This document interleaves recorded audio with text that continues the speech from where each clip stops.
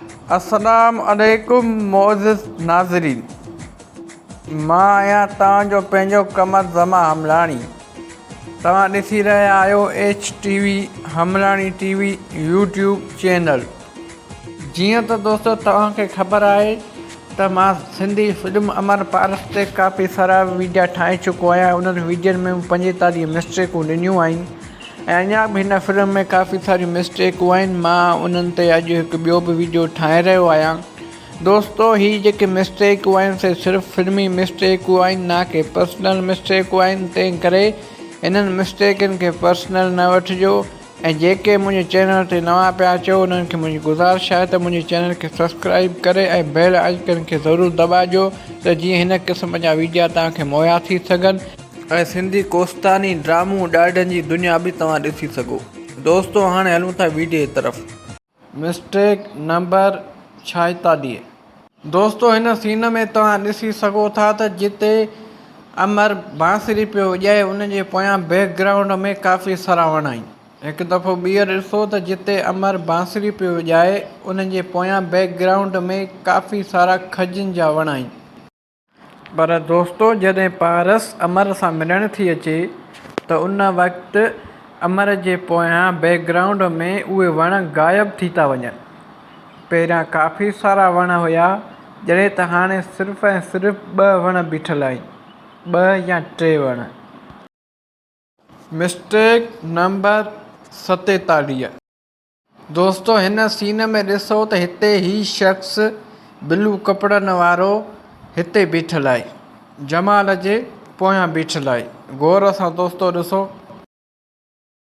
ऐं दोस्तो हाणे ॾिसो त ही 1 सेकंड खां पोइ हिते बीठल आहे, हिते माण्हुनि सां गॾु बीठल आहे। पहिरियां जमाल जे पोयां बीठल हुयो ऐं हाणे 1 ई सेकंड खां पोइ ही शख़्स हिते बीठल आहे। Mistake number 48। दोस्तो हिन सीन में जेकॾहिं तव्हां गौर सां ॾिसंदव त ही टोपी वारो शख़्स हिन वक़्तु हिननि हमराहनि सां गॾु पियो अचे। दोस्तो मां हिन शख़्स जी पियो ॻाल्हि कयां। ऐं दोस्तो जॾहिं अॻे ई ॿियो सीन ॾेखारियो थो वञे त ही शख़्स त हिननि हमराहनि सां गॾु आहे। पहिरियां मथे ते टोपी हुयसि, हाणे मथे ते टोपी बि कान अथसि। दोस्तो वॾी मिस्टेक त इहा आहे त हिन जा हिते कपिड़ा बि चेंज आहिनि। पहिरें सीन में कारा ऐं हिते ब्लू, इहा हिकु वॾी मिस्टेक आहे।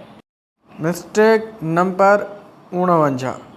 दोस्तो हिते हिन सीन में सुल्तान जे पोयां 3 हमराह बीठल आहिनि, 1 2 3, तव्हां गौर सां ॾिसो।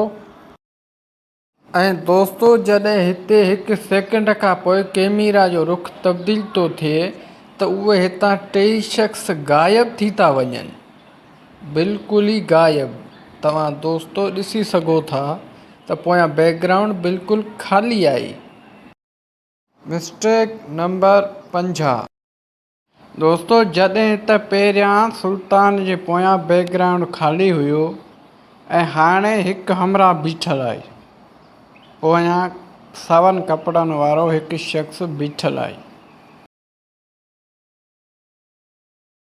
दोस्तो ही हुई अॼोकी वीडियो। उमेद थो कयां तव्हांखे हीअ वीडियो पसंदि आई हूंदी। जेकॾहिं तव्हांखे हीअ वीडियो पसंदि आई आहे त हिन वीडियो खे लाइक कंदा, कमेंट कंदा ऐं दोस्तनि सां शेयर ज़रूरु कंदा। दोस्तो जेकॾहिं तव्हां मुंहिंजे हिन चैनल ते नवां आयल आहियो त हिन चैनल खे सब्सक्राइब करे बेल आइकन खे ज़रूरु दॿाईंदा। दोस्तो ही मिस्टेकूं सिर्फ़ु फिल्मी मिस्टेकूं आहिनि, ना कि पर्सनल मिस्टेकूं आहिनि। तंहिं करे हिननि मिस्टेकनि खे पर्सनल न वठिजो ऐं चैनल खे जेकॾहिं तव्हां सब्सक्राइब कंदव त हिन क़िस्म जा वधीक वीडियो बि तव्हां ॾिसी सघंदव ऐं कोस्तानी टेली फिल्मूं ऐं ड्रामूं ॾाढनि जी दुनिया बि ॾिसी सघंदव। दोस्तो मिलूं था नेक्स्ट वीडियो में। तेसिताईं पंहिंजे दोस्त क़मर ज़मा हमलाणी खे ॾींदा इजाज़त। अल्लाह हाफ़िज़।